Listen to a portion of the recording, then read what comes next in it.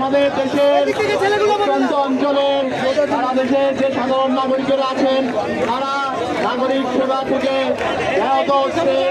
তারা স্থানীয় সরকার প্রতিষ্ঠানগুলো থেকে যে ধরনের নাগরিক সেবা পাওয়ার অধিকার রাখেন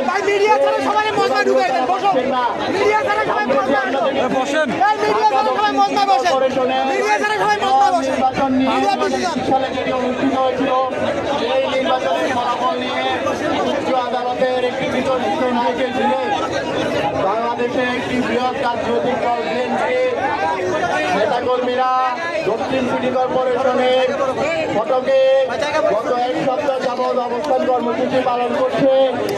এই নির্বাচনের ফলাফল দিয়ে বিতর্ক সৃষ্টি হয়েছে, একটি অবৈধ নির্বাচন ছিল এবং এই নির্বাচনের মেয়াদও শেষ হয়ে গিয়েছে।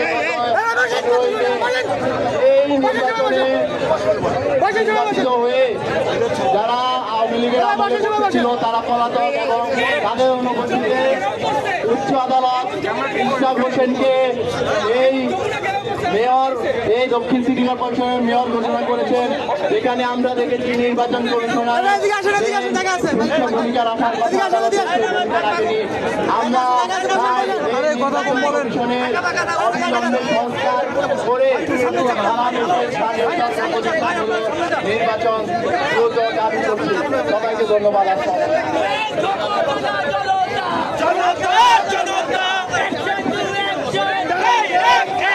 জনতা এই মুহূর্তে জানতে পেরেছি যমুনাকে অবরুদ্ধ করে যমুনার সামনে অবস্থান নিয়েছে। আমরা জানাতে চাই, আমরা বলতে চাই বাংলাদেশকে রাস্তায় অবরুদ্ধ করে কেউ যদি জিম্মি করতে চায় তার পরিণাম ভালো হবে না। আমরা স্থানীয় সরকার নির্বাচন এবং এই ইলেকশন কমিশনের যৌক্তিক সংস্কারের দাবিতে আজকে এখানে যে বিক্ষোভ এবং অবস্থান কর্মসূচি ডাক দিয়েছি, সেই অবস্থান কর্মসূচির এই পর্যায়ে বক্তব্য নিয়ে আসছেন জাতীয় নাগরিক পার্টি দক্ষিণাঞ্চলের সংগঠক আসাদ বিন রনি।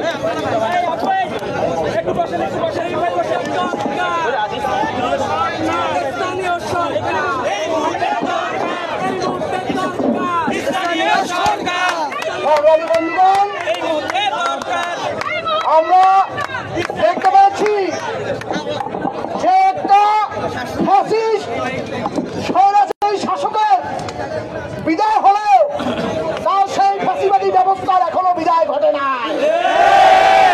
বন্ধুগণ, আপনারা দেখেছেন এই অভ্যুত্থান 2000 শহীদ আমার হাজারো অন্ধত্বপালনকারী ভাইয়ের রক্তের বিনিময়ে আমাদের একটাই লক্ষ্য ছিল, সেটা হলো সংস্কার। এবং আমাদের এনসিপির পক্ষ থেকে আমাদের একটাই দাবি ছিল যে নির্বাচন, যেই সংস্কার প্রস্তাবনা আছে সেই সংস্কার প্রস্তাবনা বাস্তবায়ন পরবর্তীতে নির্বাচন কমিশন গঠন করতে হবে। কিন্তু আমরা কি দেখতে পেয়েছি? আমরা দেখতে পেয়েছি যে নির্বাচন সংস্কার ব্যবস্থাকে তারা থোড়াই কেয়ার করে, তারাতেই ফ্যাসিবাদী শেখ হাসিনার শাসন ব্যবস্থার যেই কালা কানুন ছিল সেই কালা কানুন দিয়েই নির্বাচন কমিশন গঠন করা হয়েছে। আমরা এই কালা কানুন মানি না। আমরা এই নির্বাচন সংস্কারের যে প্রস্তাবনা হয়েছে সেই সংস্কার প্রস্তাবনা অনুযায়ী নির্বাচন কমিশন পূর্ণ গঠন করতে হবে। আমাদের দাবি স্পষ্ট, আমাদের কথা স্পষ্ট। কোন ছলচাতুরি, কোন চুদুর বুদুর দিয়ে বাংলাদেশ আর চলবে না। সংগ্রামী বন্ধুগণ, এই জুলাই অভ্যুত্থান পরবর্তীকালীন অন্তর্বর্তীকালীন সরকার গঠন হওয়ার পরে স্থানীয় সরকারগুলো তারা বাতিল ঘোষণা করে। এর ফলে বাংলাদেশের প্রত্যেকটি স্থানে আজকে নাগরিক সেবা ব্যাহত হচ্ছে। আমরা চাই এই অন্তর্বর্তীকালীন সরকার তারা স্থানীয় নির্বাচন করার মধ্য দিয়ে এদেশের মানুষের যে নাগরিক সেবা পাওয়ার অধিকার, সেই নাগরিক সেবা পাওয়ার অধিকারকে তারা নিশ্চিত করবে। অনতিবিলম্বে স্থানীয় সরকার নির্বাচন দিতে হবে। আজকে আমরা দেখছি যে 3 নির্বাচনটা অবৈধ নির্বাচন ছিল, সেই নির্বাচন তো আদালত দ্বারা বাতিল ঘোষণা করা হয়েছে, কিন্তু কিছু লোক তাদের ক্ষমতা ব্যবহার করতে যাচ্ছে, তা জুলাই অভ্যুত্থানকারী যোদ্ধারা তা কখনো মেনে নেবে না। এই মুহূর্তে দরকার এই নির্বাচন কমিশন পুনর্গঠন এবং স্থায়ী সরকার নির্বাচন। এই আমাদের এই দাবি লক্ষ্যে আমরা রাজপথে আছি এবং আমাদের দাবি আদায় না পর্যন্ত আমাদের লড়াই চলবে।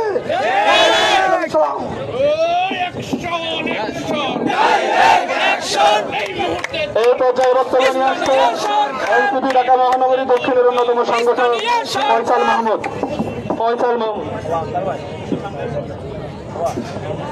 এই মুহূর্তে দরকার স্থানীয় সরকার, এই মুহূর্তে দরকার, এই মুহূর্তে দরকার, এই মুহূর্তে দরকার দালালি কমিশন মানি না, মানব না। জলকানা কমিশন, প্রহসনের কমিশন, জলকানা কমিশন, প্রহসনের কমিশন, জলকানা প্রশাসন, জলকানা কমিশন। এই মুহূর্তে দরকার স্থানীয় সরকার নির্বাচন দিতে হবে, স্থানীয় সরকার নির্বাচন, স্থানীয় সরকার নির্বাচন, স্থানীয় সরকার নির্বাচন, স্থানীয় সরকার নির্বাচন, স্থানীয় সরকার নির্বাচন। বিসমিল্লাহির রহমানির রহিম। আজ আমরা স্থানীয় সরকার নির্বাচনের জন্য আজকে আমাদের রাজপথে নামতে হয়েছে। একটা বিপ্লবের পরে সংস্কারের মাধ্যমে ডাক দিয়ে আমরা যে নতুন স্বপ্ন দেখেছিলাম, সেই স্বপ্ন সেই অন্তর্বর্তীকালীন সরকার ইতির মাধ্যমে তার কবর রচনা করেছে। ৭৫-এর আগে বাকশালের মাধ্যমে যে ইতি পুনর্গঠন হতে পারেনি, আওয়ামী সরকার এবং হাসিনা সেই ইতি গঠন করেছে। একটা অভ্যুত্থানের পরও কেন এই নীতি এখনো চলমান থাকবে, আমরা সেটার প্রশ্ন রাখতে চাই। আমরা অন্তর্বর্তীকালীন সরকারকে সংস্কারের মাধ্যমে নীতি পুনর্গঠিত করে আমরা স্থানীয় সরকারের নির্বাচন আশা করছি। গ্রাম পর্যায়ে, ইউনিয়ন পর্যায়ে, উপজেলা পর্যায়ে নাগরিকের বর্তমান যে সুবিধা এবং নাগরিক সুবিধা রয়েছে সেগুলো ব্যাহত হচ্ছে। স্থানীয় লোকজন এবং নাগরিক আওয়ামী ফ্যাসিস্ট দ্বারা ভোটে নির্বাচিত তাদেরকে এখনো কেন সেই ইউনিয়ন পরিষদের চেয়ারম্যান এবং মেম্বার হিসেবে তাদের নাগরিক সুবিধাগুলোতে সিগনেচার করার অধিকার থাকবে? আমরা অন্তর্বর্তীকালীন সরকারকে জানাতে চাই, দ্রুত নীতি পুনর্গঠনের মাধ্যমে আপনারা সংস্কার করে স্থানীয় সরকার নির্বাচন আপনার সামনে নিয়ে আসবেন। আমরা কোন ফ্যাসিস্ট কাঠামোর মাধ্যমে সংসদীয় নির্বাচন চাই না। আপনাদের কাছে পরীক্ষা রাখা হবে, আপনারা স্থানীয় নির্বাচনে যদি নিজেদের গ্রহণযোগ্যতা দেখাতে পারেন, যদি আপনারা বুঝাতে পারেন যে হ্যাঁ আপনারা একটা অন্তর্বর্তীকালীন সরকার একটি সুষ্ঠু এবং অবাধ নির্বাচন আপনার সামনে নিয়ে আসবেন, তাহলেই আমরা আপনাদেরকে সংসদীয় নির্বাচন করার সুযোগ দিব। এই আন্দোলন রাজপথে চলমান থাকবে।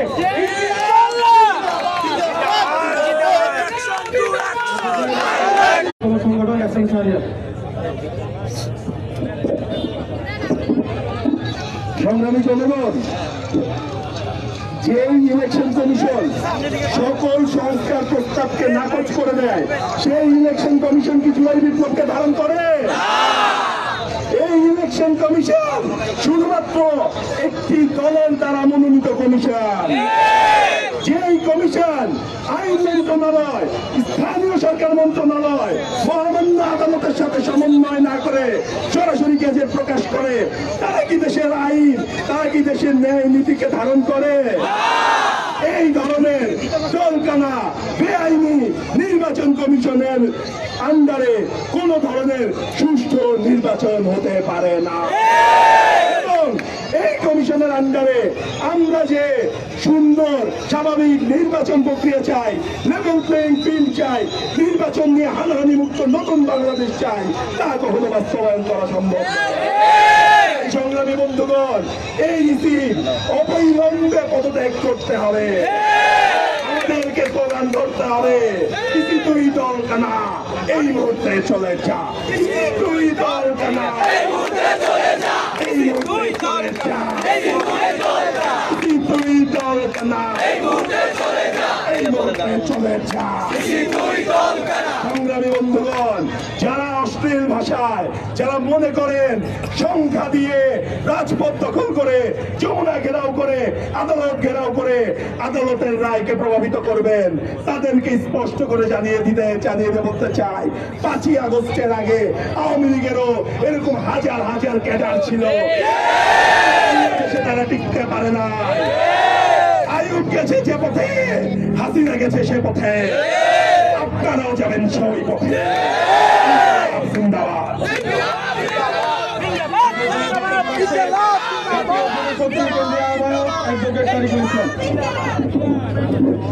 সংগ্রামী ভাই বোনেরা, জুলাই গণঅভ্যুত্থান পরবর্তী বাংলাদেশে আমরা ভেবেছিলাম বাংলাদেশের মধ্যে সাংবিধানিক সকল প্রতিষ্ঠানগুলো তাদের প্রাতিষ্ঠানিক সত্তা বজায় রেখে বাংলাদেশে ফাংশন করবে।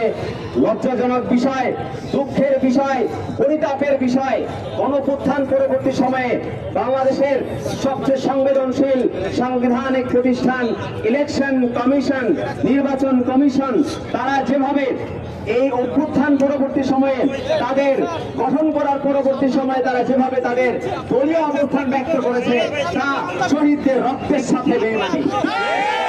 সংগ্রামী ভাই বোনেরা, আমরা এক দফায় বলেছিলাম আমরা শেখ হাসিনার পতন চাই, আওয়ামী ফ্যাসিবাদের পতন চাই এবং আমরা রাষ্ট্রের পুনর্গঠন চাই, রাষ্ট্রের সংস্কার চাই।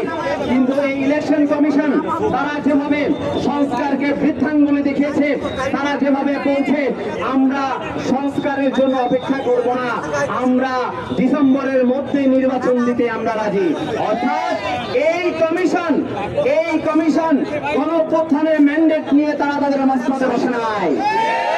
তারা যেভাবে তাদের দলীয় অবস্থান ব্যক্ত করছে, লক্ষ্য করুন, তারা তাদের এই গঠন পরবর্তী সময়ে চট্টগ্রাম সিটি কর্পোরেশনের মেয়রকে যখন সেখান থেকে মেয়র যখন নির্বাচন করা হলো, আদালত থেকে যখন নির্বাচন করা হলো, তখন ইলেকশন কমিশন কোনো ধরনের আপিল করে নাই। তারা কেন করে নাই? সেখানে বিএনপি বারবার করে তারা বলে আসছে যে গত 16 বছরে যত নির্বাচন হয়েছে সকল নির্বাচন ভোট ডাকাতির মাধ্যমে হয়েছে, ভোট চুরির মাধ্যমে হয়েছে। সেই নির্বাচন কেন নিম্ন আদালত তাদের নির্বাচনের ট্রাইব্যুনালে সেই সকল নির্বাচনের বৈধতা দিয়ে চট্টগ্রাম সিটি কর্পোরেশনের মেয়রকে তারা মেয়র হিসেবে স্বীকৃতি দিল এবং ইলেকশন কমিশন সেখান থেকে কোনো ধরনের আপিল করা ব্যতীতই তারা তাদের সেই গ্যাজেট তারা পাস করে দিল। এখন আমরা দেখতে পাচ্ছি ঠিক একই সাথে ঢাকা সিটি কর্পোরেশন দক্ষিণের মেয়রকে ঠিক একইভাবে করা হয়েছে এবং কাকতালীয়ভাবে তারা আদালতকে ব্যবহার করছে। এটা প্রমাণিত হয় বিএনপি বর্তমানে তার জায়গা থেকে আদালতকে ব্যবহার করছে এবং এই নির্বাচন কমিশন বিএনপির হয়ে কাজ করছে। আমরা বলতে চাই, এর আগে যেসব নির্বাচন কমিশন দলভুক্ত হয়ে কাজ করেছে, দলকানা হয়ে কাজ করেছে, তাদের পরিণতি আপনারা দেখতে পেয়েছেন। সম্মান নিয়ে আসতে পারেন না। এই দেশের জনগণ আপনাদের অবশ্যই দেবে। সেই জায়গা থেকে আমরা মনে করি অবিলম্বে এই নির্বাচন কমিশন পুনর্গঠন করতে হবে। নির্বাচন কমিশন পুনর্গঠন করে আমরা চাই জাতীয় সরকার নির্বাচন, স্থানীয় সরকার নির্বাচন নয়, আমরা চাই স্থানীয় সরকার নির্বাচন। আমরা চাই অবিলম্বে নির্বাচন কমিশন গঠন করব। পরবর্তী সময়ে এই নির্বাচন কমিশন স্থানীয় সরকার নিতে হবে, কারণ এই গণতন্ত্রের পরবর্তী সময়ে স্থানীয় সরকারের যারা মেম্বার রয়েছেন, চেয়ারম্যান রয়েছেন, তারা এখন পর্যন্ত তারা উপজেলাগুলোতে স্থানীয় পর্যায়ে তারা ইনচার্জ রয়েছেন। স্থানীয় সরকার ব্যতীত, স্থানীয় সরকার নির্বাচন করা ব্যতীত আমাদের এই জুলাই গণঅভ্যুত্থানে আকাঙ্ক্ষা বাস্তবায়ন করা সম্ভব নয়। তাই আজকে আমরা এই সমাবেশ থেকে বলতে চাই, অবিলম্বে এই দালালি কমিশন, নির্বাচন কমিশন পুনর্গঠন করতে হবে এবং স্থানীয় সরকার নির্বাচন দিতে হবে।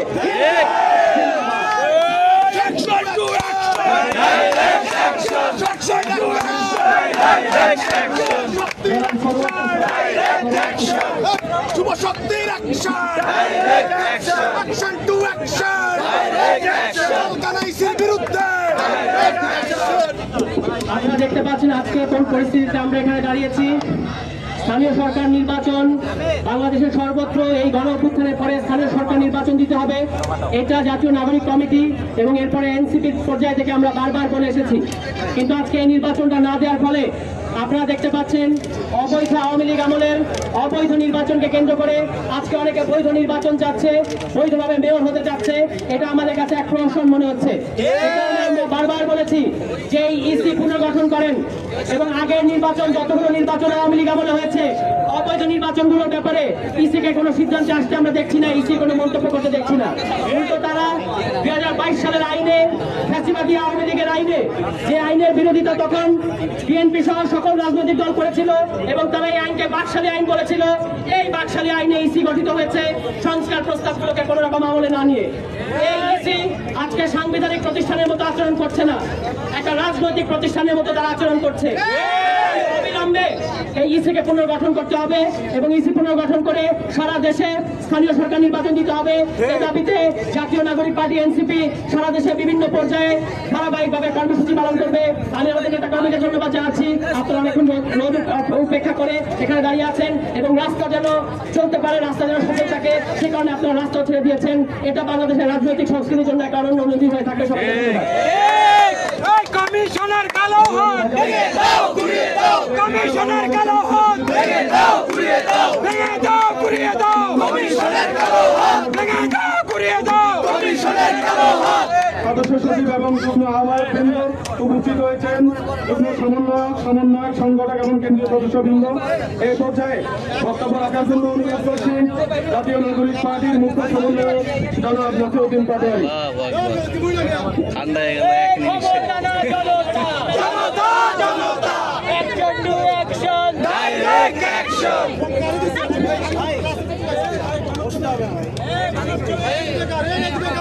প্রথমেই ধন্যবাদ জানাচ্ছি মিডিয়া ভাইদেরকে, রোডের মধ্যে অপেক্ষা করেছেন।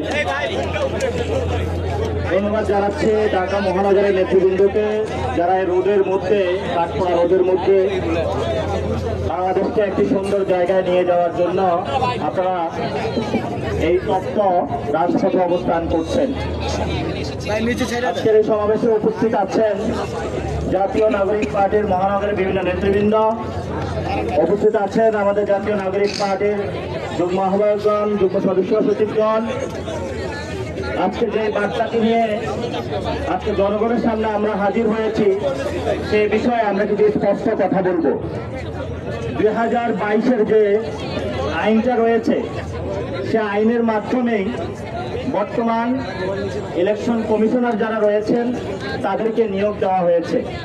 আমরা জাতীয় নাগরিক পার্টির পক্ষ থেকে বলতে চাই, যাদেরকে নিয়োগ দেওয়া হয়েছে এবং এই ইলেকশন কমিশনের গত 3টি ইলেকশনে যারা ভোট ডাকাতি করেছিল, কর্মকর্তা কর্মচারী এই ক্রিয়াকলাপের সাথে অনেকেই জড়িত ছিল। আমাদের জাতীয় নাগরিক পার্টি থেকে প্রথম দাবি হলো ইসিকে পুনর্গঠন করতে হবে। কেন ইসিকে পুনর্গঠন করতে হবে? গত কয়েক মাস আমরা লক্ষ্য করেছি ইসি একটি সাংবিধানিক প্রতিষ্ঠান, কিন্তু সাংবিধানিক প্রতিষ্ঠানিকের জায়গায় তারা কথা না বলে একটি নির্দিষ্ট দলের মুখপত্রের ভূমিকা তারা পালন করেছে। এটা বাংলাদেশের জন্য একটি লজ্জা। বাংলাদেশকে গণতান্ত্রিক প্রক্রিয়ায় নেওয়ার জন্য, মানুষের ভোটাধিকার ফিরিয়ে দেওয়ার জন্য জাতীয় নির্বাচন যে কমিশন রয়েছে, এটি একটি অনন্য প্রতিষ্ঠান। এই প্রতিষ্ঠানকে যদি আমরা ঠিক করতে না পারি, ভবিষ্যতে বাংলাদেশে কোনো সুষ্ঠু ইলেকশন হবে বলে আমরা আশা করি না। এই জন্য সুষ্ঠু ইলেকশনের জন্য, গণতান্ত্রিক প্রক্রিয়ায় বাংলাদেশকে ফিরিয়ে নেবার জন্য ইলেকশন কমিশনকে অবশ্যই পুনর্গঠন করতে হবে এবং এই ইলেকশন কমিশনের প্রথম কেস হিসেবে আমরা ধরে নিব জাতীয় ইলেকশনের আগে স্থানীয় সরকার ইলেকশন। যদি স্থানীয় সরকার ইলেকশন তারা সুন্দরভাবে সক্ষমতার পরিচয় দিয়ে আয়োজন করতে পারবে, তাহলে আমরা মনে করব এই ইসির ফিটনেস রয়েছে জাতীয় সংসদ নির্বাচনের জন্য।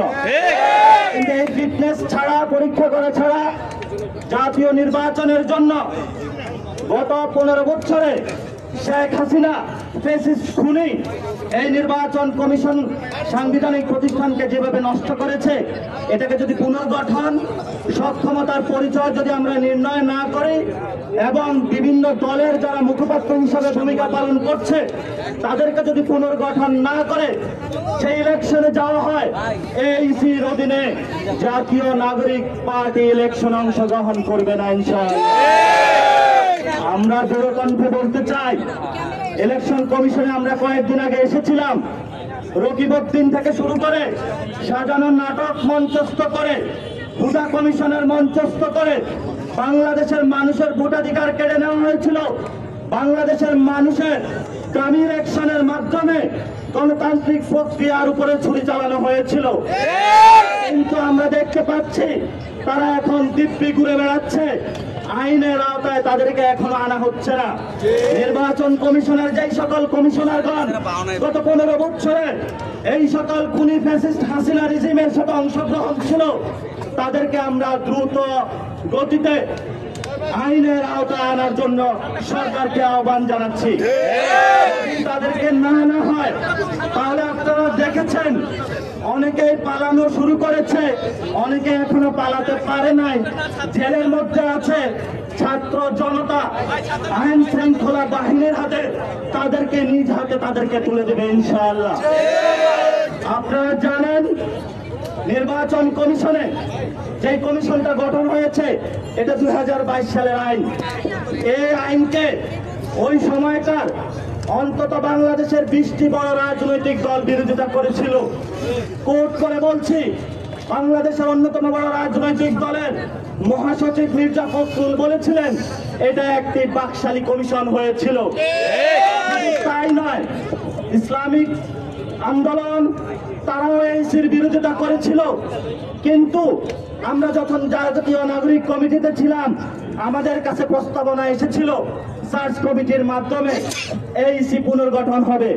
আমরা বলেছিলাম সাংস্কৃতিক, রাজনৈতিক, অর্থনৈতিক পরিমণ্ডলে যেসব আওয়ামী ফেসিবাদী আছে, যে সকল আইন কানুন রয়েছে সেগুলো এক ঐক্যমত কমিশনের যে সংস্কার সুপারিশমালা এসেছে সেটার মধ্য দিয়ে পরিবর্তন না করে নিউট্রিবিউ আইন, শেখ হাসিনার আইনে যদি করা হয় তাহলে বাংলাদেশকে একটি গভীর সংকটে ফেলে দেওয়া হবে। ইন্টারিম গভর্নমেন্ট যারা গণ অভ্যুত্থানের রক্তের উপরে দাঁড়িয়ে আছে, এই আসিফ নজরুল থেকে শুরু করে অন্যরা এই পুনর্গঠনের যে কায়দা কলা কৌশল করেছে, সরাসরি তারা গণ অভ্যুত্থানের সাথে বিশ্বাসঘাতকতা করে। আগামীতে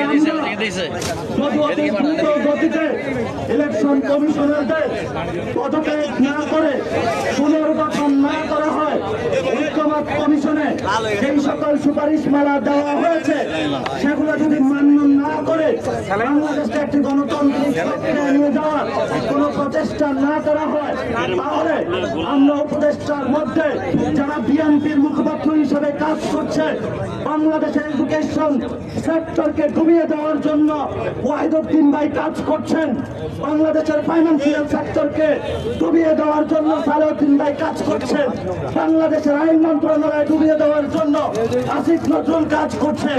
তাহলে আমরা কর্মসূচি নিয়ে তাদেরকে পদত্যাগ করতে বাধ্য হবে। আপনাদের এই মাঠে কুসুম কুসুম খেলা চলবে না।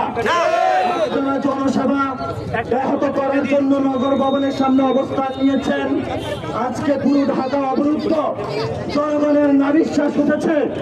ইলেকশন এখনো হয় নাই, তার আগেই তো জোর জবরদস্তি দখল শুরু করেছেন। ইলেকশন হলে তো আপনারা দেখা যাচ্ছে হাসিনার চেয়ে বড় ফেসিস হিসাবে আবির্ভূত হবে। জনতা থেকে বলতে চাই, আমাদের গণ অভ্যুত্থানের যে রক্ত জাগরণ হয়েছিল তা এখনো সজাগ আছে। আমাদের আহত ভাইরা এখনো হসপিটালে আছে, শহীদ ভাইরা এখনো কাতরাচ্ছে। তাদেরকে মারিয়ে যারা শহীদ ফ্যামিলি রয়েছে তাদের ফ্যামিলি এখনো ঘুরে ঘুরে বিভিন্ন কবরস্থানে তাদের লাশগুলো খুঁজছে। আপনারা যদি মনে করেন বাংলাদেশ ঘুমিয়ে গিয়েছে, তাহলে আপনারা বিবাহ স্বপ্নে আছেন। আপনাদেরকে আমরা হুঁশিয়ার করে উচ্চারণ করতে চাই, জনগণকে নিজেদেরকে গণতান্ত্রিক প্রক্রিয়ায় ফেরত আনেন। যদি গণতান্ত্রিক প্রক্রিয়ায় আপনারা ফেরত আনতে না পারেন, তাহলে জনগণ সেইভাবে হলো শেখ হাসিনাকে ছুড়ে ফেলে দিয়েছিল, এমনি ভাবে আপনাদেরকে ভবিষ্যতে ইনশাআল্লাহ আর্টিকেলের যে আর্টিকেলের অধীনে এই নির্বাচন কমিশনে সার্চ কমিটি গঠন করা হয়েছিল। প্রথম সার্চ কমিটির প্রস্তাবনা যেটা করেছিল সেটা জিয়াউর রহমান করেছিল, এবং পরবর্তীতে আরেকটি সার্চ কমিটি যেটা আওয়ামী ফ্যাসিস্ট আমলে হয়েছিল, সে একই সাংবিধানিক ধারাবাহিকতায় যেই সংবিধানটা একটা মুজিবীয় সংবিধান, সেই সংবিধানের মধ্য দিয়ে শহীদ আহতদের রক্তের উপর দিয়ে ইসি যদি পুনর্গঠন না হয়, বাংলাদেশ কোন ইলেকশন জাতীয় নাগরিক পার্টি করতে দিবে না।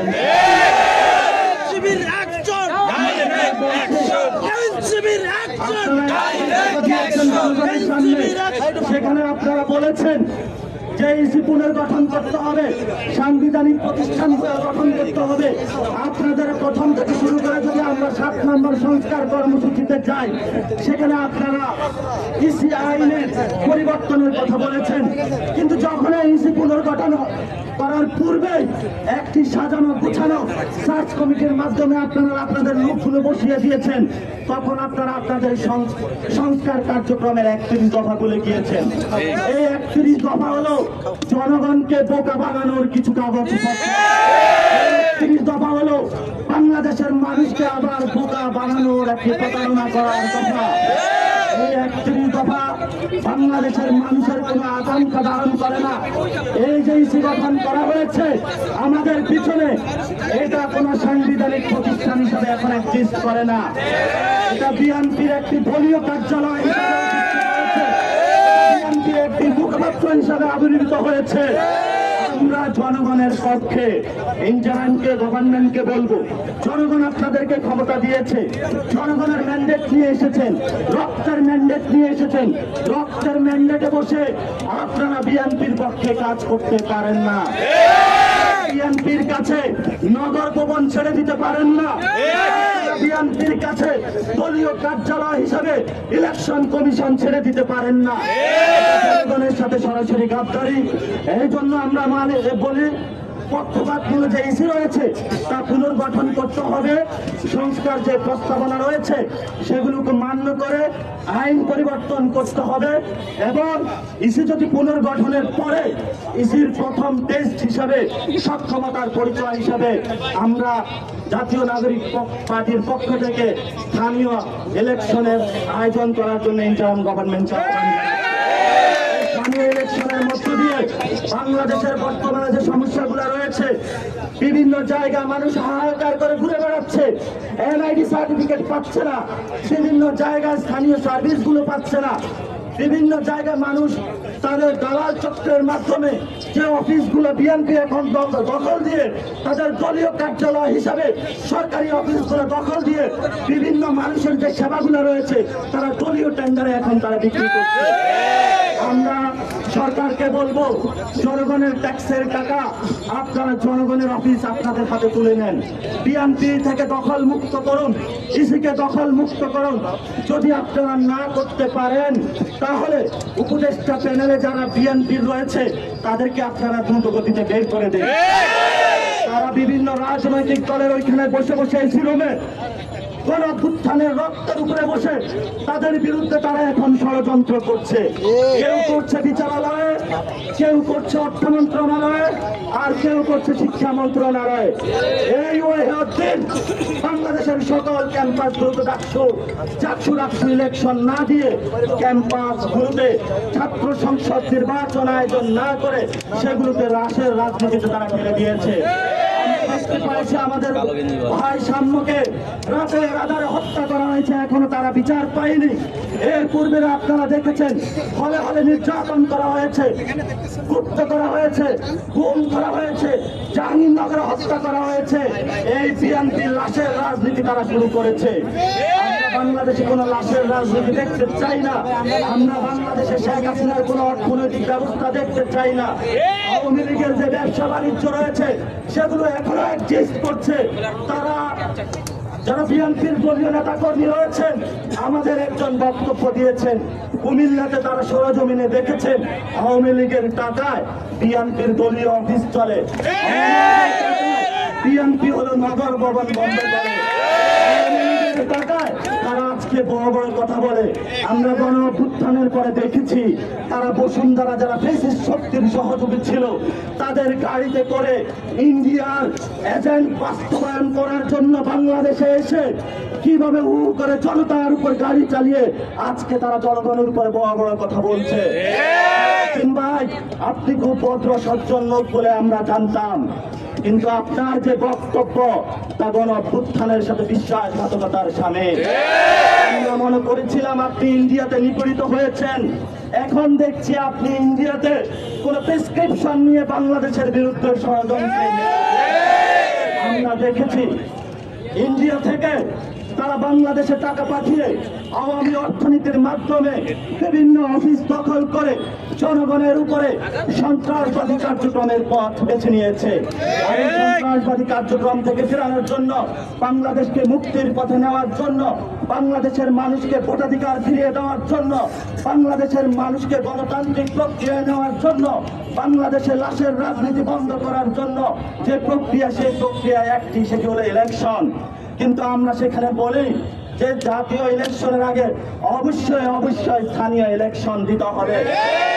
ইলেকশনের আগে জাতীয় কোনো ইলেকশন হবে না এবং সবাইকে রাজপথে সজাগ দৃষ্টি থেকে বাংলাদেশের জনগণের পক্ষে আপনারা লোক সংখ্যায় কম বেশি হন, জুলাই গণ অভ্যুত্থানের রক্তের স্পিরিট দিয়ে বিভিন্ন জায়গায় আপনারা সজাগ দৃষ্টি রেখে বাংলাদেশের মানুষকে একটা ব্যানগার্ড হিসাবে জাতীয় নাগরিক পার্টির কর্মকর্তা এবং যারা রয়েছেন তারা আপনারা কাজ করবেন।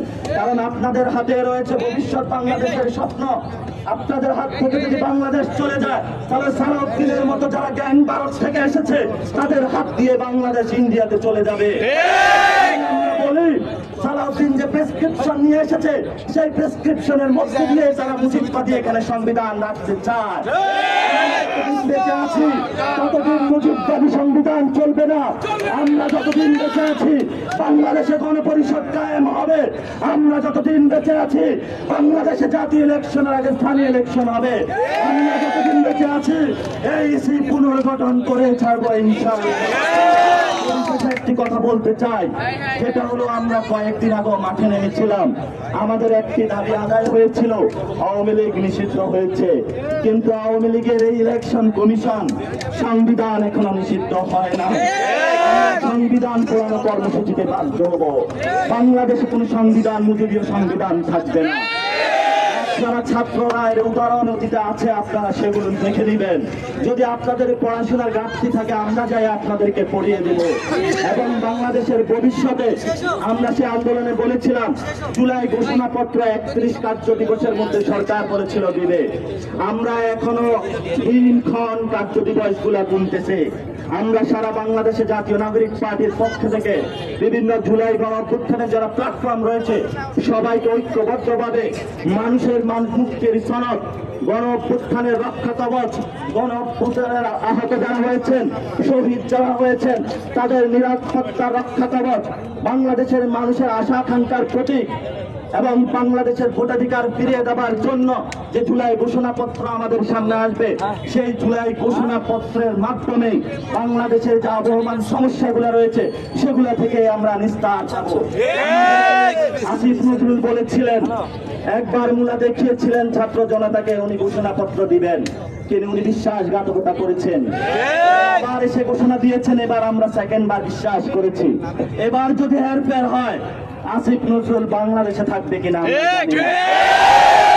জনগণের সাথে অনেক গাদ্দারি হয়েছে, জনগণের রক্তের উপরে আপনি বেইমানি করেছেন। এই বেইমানি নিয়ে আপনি সরকারি অফিসার বসতে পারেন না। আমরা অপেক্ষা করছি, জুলাই ঘোষণাপত্র হবে, ইলেকশন কমিশন পুনর্গঠন হবে, স্থানীয় ইলেকশন হবে এবং একটি গণপরিষদ নির্বাচন হবে। তার মধ্যে দিয়ে একটি সুন্দর যে বাংলাদেশ আমরা প্রত্যাশা করেছিলাম, আকাঙ্ক্ষা ছিলাম 53 বছর, সেটা আমরা পাবো। সেই প্রত্যাশায় আজকে আমরা আমাদের সমাবেশ সমাপ্ত করছি। যারা উপস্থিত ছিলেন আপনাদের অন্তরের অন্তঃস্থল থেকে অসংখ্য ধন্যবাদ। আপনারা সবাই গোসল হয়ে গিয়েছেন অলরেডি, কারণ আপনাদের এই জীবনযাত্রা গ্রাম ইতিহাসের পাতায় লেখা থাকবে। এই গ্রাম